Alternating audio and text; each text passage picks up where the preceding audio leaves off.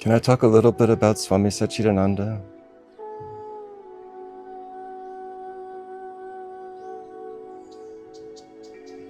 I can't even begin to express how much, how to say, how much I owe him, I guess. Doesn't seem quite right, but how much I love him, how much I am loved by him when I allow it.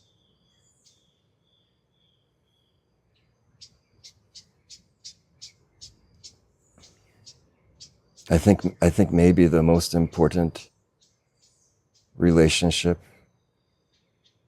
for me is with Guru.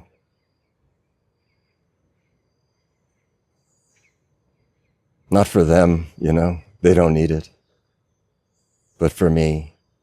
And really for me in a very specific way, which is humility. I can't tell you the number of times in my spiritual journey, let alone my worldly adventures, how much pride and hubris have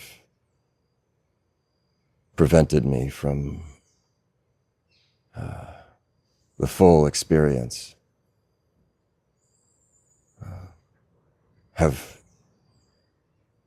That in lack of humility, how I have rejected my own self from the direct experience. And so my relationship with Guru was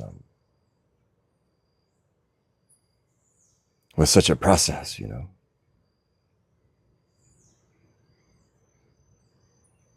So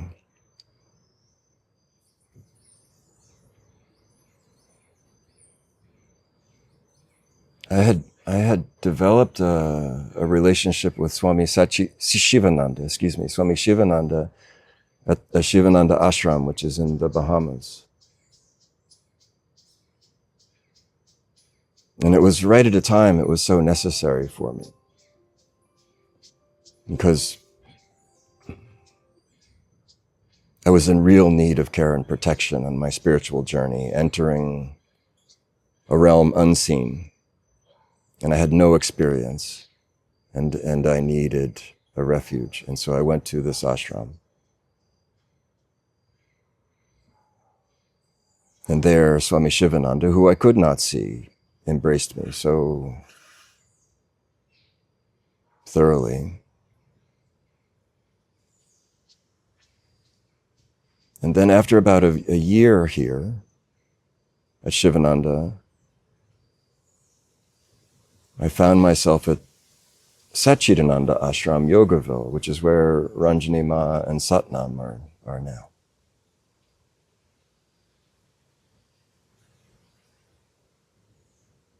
And Muji was already my guru, but so much help is available to us. Before I left Shivananda Ashram, I was the pujari there. He said, "It's time for you to join the family." I wasn't planning on doing any kind of initiation. I certainly wasn't planning on taking a spiritual name. I thought all of this was nonsense. But when he said it, it was clear. It was just clear.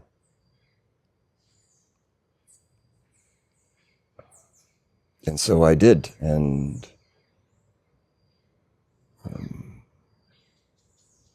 that's how the name Nataraj came to me. And I didn't even think I would use it, honestly,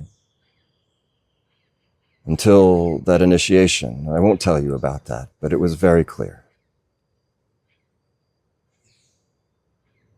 In that moment, in the ceremony of initiation into the lineage, it was clear. And I want to also say, it didn't diminish, not even a little bit, my intimacy with Muji. In fact, I will say, all the while in all of this, my intimacy expanded, became deeper and deeper. So then shortly after this, the name Nataraj was given.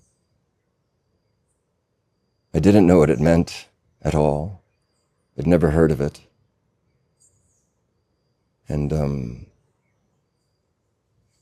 But shortly after this, I went to Satchidananda ashram, reluctantly, because the name, the familiar name of the ashram is called Yogaville.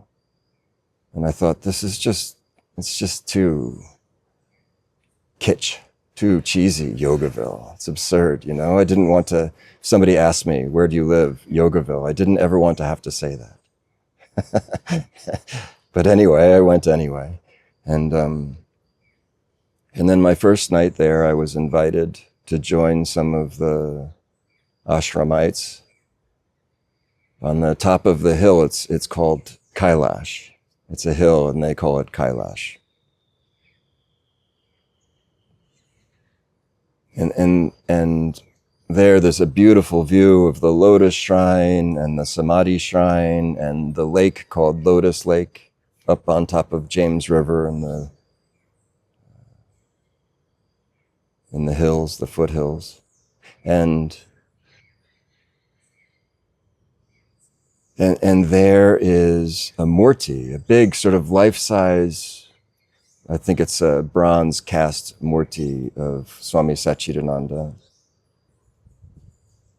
And then also there is an enormous statue of Nataraj.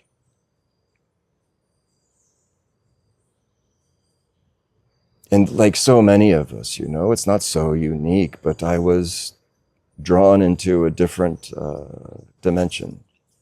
It's very common, actually, in many temples and shrines and caves, and here it happened.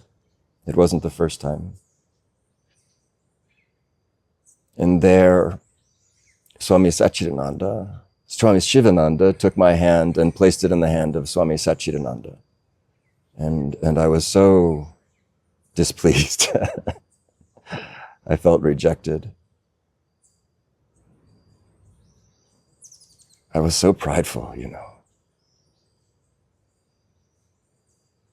It felt like a downgrade.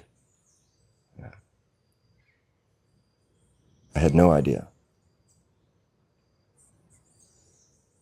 But still, there it was. It was so clear. There was no mistaking it. You know, you've had these things where you just know, and maybe you wouldn't say it out loud. I haven't shared this story often, except on rare occasion. But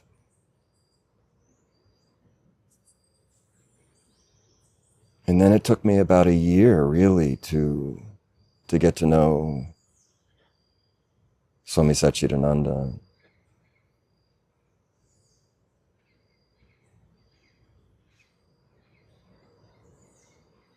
And not an easy thing, you know, not an easy thing when he's not there in the body, you know.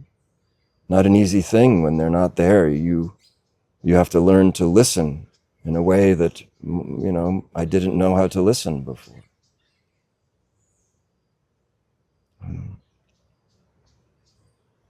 But in some ways also considerably easier than those who did live there with him when he was still in the body.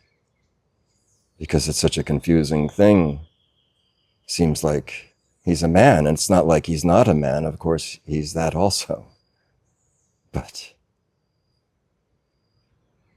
so in a way, it was such a blessing. I never met him, never got to shake his hand in that way, and only in the ethereal, the field of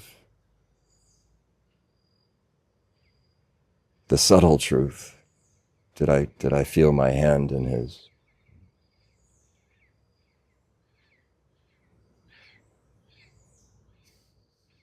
Then one day